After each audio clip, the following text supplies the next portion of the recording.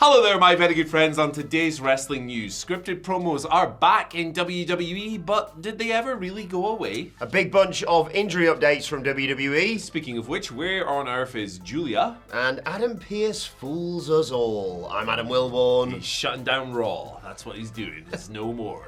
This is the news. April Fool +1. Yes. Got you there, guys. Hey, reeled you in like a fish. Ooh. Got him. Anyway, let's talk about scripted promos. Okay. I thought this was quite an interesting update because obviously in years gone by, scripted promos were a very divisive topic that produced a lot of bad television over the years. Sometimes it's like Reno Gattuso. Always go to Reno Gattuso. Yeah. Sometimes maybe good, sometimes maybe and in a lot of cases under Vince McMahon, it was a heavily criticized thing under that regime. It was assumed that things had maybe changed a little bit under Triple H, but they kind of haven't. So this is like an update that Sean Ross Sapp did on one of his podcasts on Fightful Select.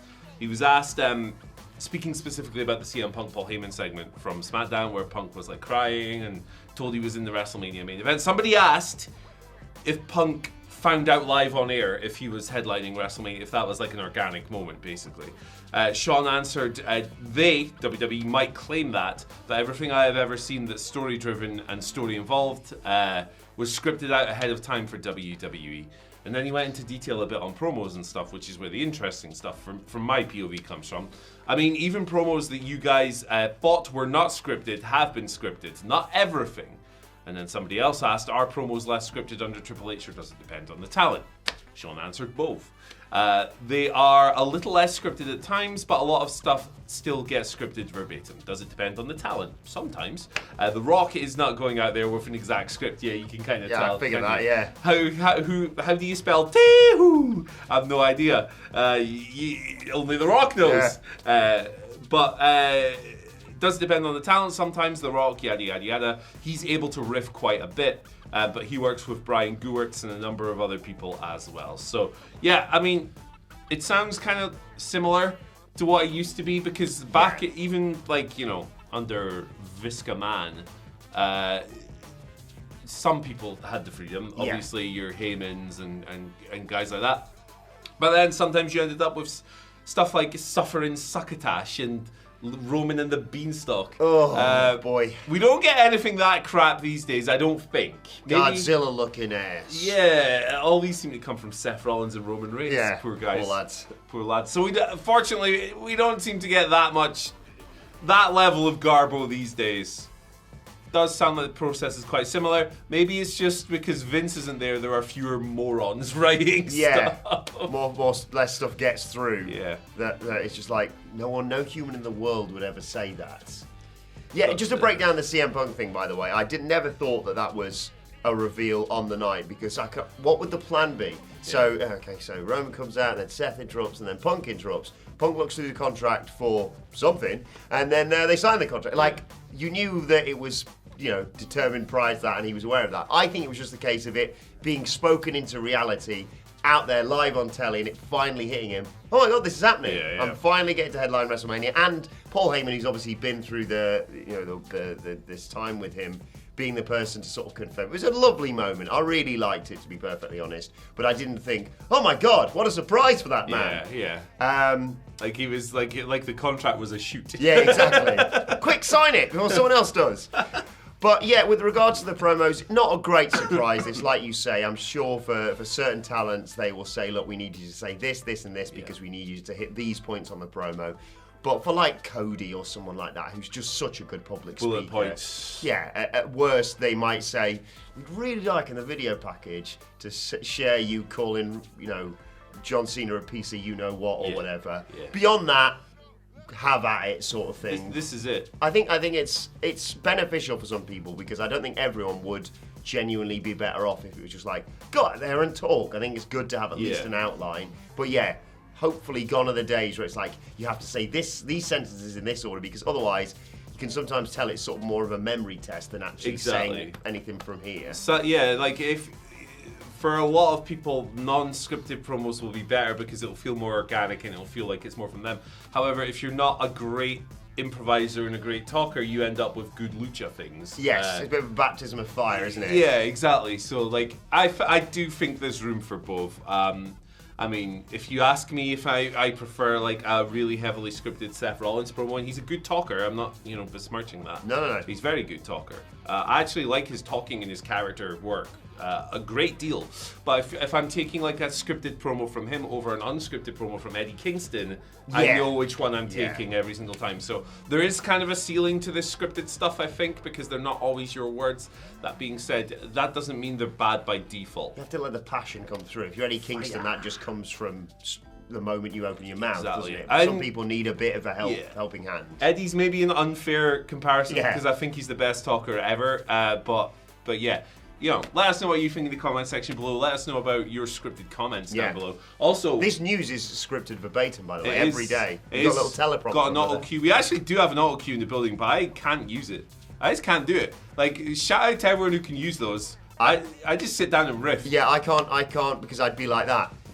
Thanks for watching, guys. It's been a good. People are like, where are you looking, What's pal? that say? And then you have to rewind it. It goes too fast. Sometimes goes too slow. But hey, look, if you want to follow a script, that script should lead you currently to whatculture.com/tickets. We're doing a live show in Las Vegas Friday afternoon into Friday evening at the HyperX Arena in the Luxor. Come along, plenty of tickets still available. VIP tickets are sold out, but included in your package, we're doing our usual live stage show, preview podcast for WrestleMania. Simon Miller's doing a live ups and downs. You'll have a meet and greet. You'll get the chance to shake our hands, take a picture, all that good stuff. We'll have a beer, have a Coke, whatever you're into. If you're not into the alcohol, we'll have a Coke. Exactly. It'd be great. When I saw Xavier Woods at Sweet Chin Disco the other day, I invited him, and he said, I can officially report this, maybe. Yeah. So get your tickets now. It's too polite to say no, was it? Yeah. WhatCulture.com/tickets. Also, that includes you, Xavier. Xavier might be mean to you if you come along, so if you're into he was that. very, very funny at Sweet Chin Disco. He was just trying to help Carlito get to the toilet, and everyone was calling him. I'm not going to say what they were calling him. In fact, I don't want to get demonetised. Well, what's the gimmick for? I don't know if we're allowed to say that. Oh, okay. You better blank that out. Might have just leaked some details. Sorry, Ryan. Moving on. It's going to put like a big chicken noise or something. Oh, God. Moving swiftly on. We've got a big bunch of WWE injury updates to bring you up to speed on. Several people out, unfortunately, of WrestleMania 41. But good news, we do have sort of vague return dates for most of them. Asuka, of course, a big loss for WrestleMania. She hurt her knee during a match on SmackDown. Worked through the Backlash pay-per-view, but she had to have surgery following that. Apparently, she is set to return to the Raw roster from injury sometime in May, likely after Backlash. She's been out for quite some time now, obviously, and she's a real loss. But great news that she's on the road to recovery. Ilya Dragunov, another big star that they unfortunately lost out on for most of, or the back end of 2024. Basically, he suffered an ACL tear, but he's recovering like an absolute beast. He's targeting to return to the Raw roster very soon. Well, it says in September here, but that's a bit more up in the air because the time frame might mean he could be back sooner than that. Tonga Loa, torn bicep at Survivor Series, of course. He looks to return to SmackDown in June. So positive news for all three of those. Yeah, long-term absences all. I think that Dragunov, I mean, that's a very, very variable injury that can take some wrestlers to Lazarus levels of time, and some wrestlers it just kills you for a year. So he's a really exciting prospect to bring back from an in-ring standpoint in particular. I'd like to see him and Gunther mixing it up because they've not done that enough throughout their careers. But no, it's always great. Asuka, I mean, she's... her social media activity's been a bit interesting over the past. I don't know if it's someone she pays to run her account, but she was one day she's putting over Dio era Black Sabbath. The next day she's like AIR is good. It's weird. I'm not sure what's going on there. People being weird to as well online. Don't be weird to wrestlers online, please. Of course, she got harassed by some complete psychopaths as well. Yeah. Leave her alone. Yeah, just leave people alone. So I'm looking forward to her being back. I love Damage Control. Early on, maybe not the best, but I think they have a nice vibe and they're cool together.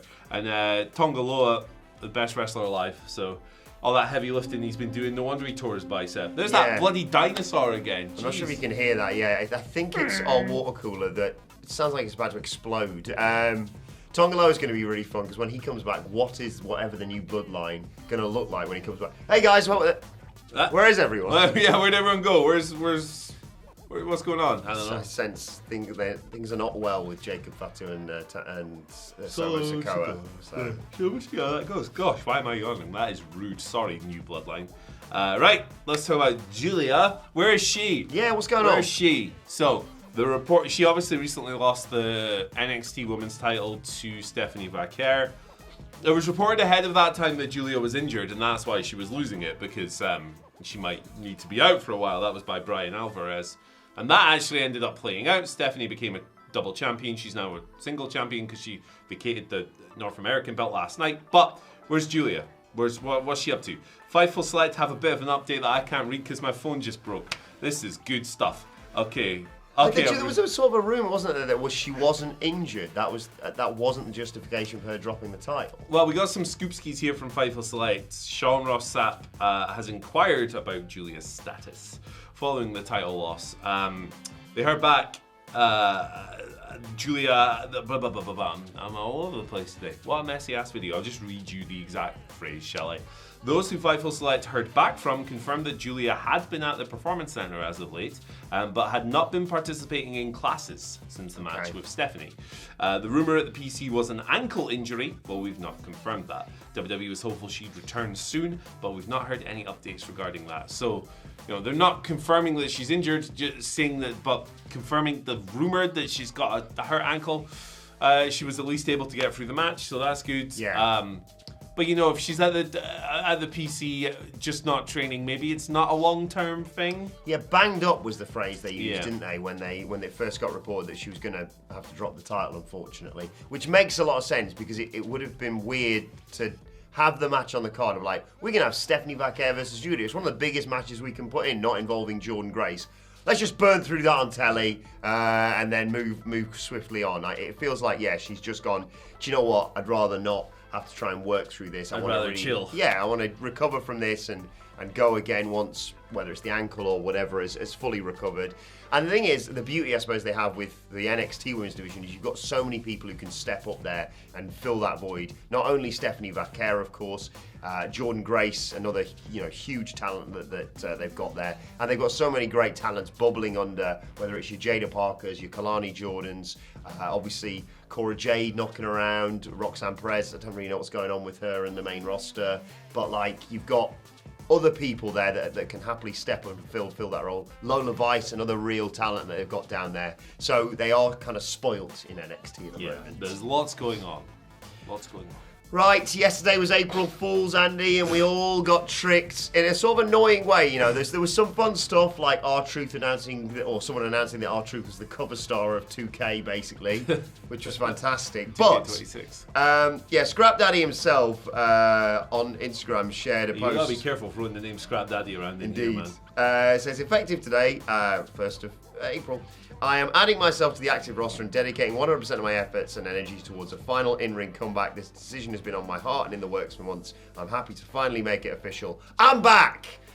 Yeah, he's taking the piss, It's April 1st, yeah. Son of a bitch. You retired, over 10 years ago Ages now. ago.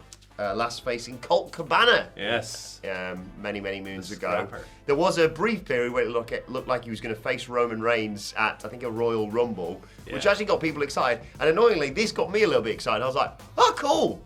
Adam Pearce, you've got both general managers on both Raw and SmackDown. People want to see them take off the tie and kick someone's ass. Beat some ass. Feels like Nick Aldis is more likely to return to the ring, unfortunately, though. But both doing a great job.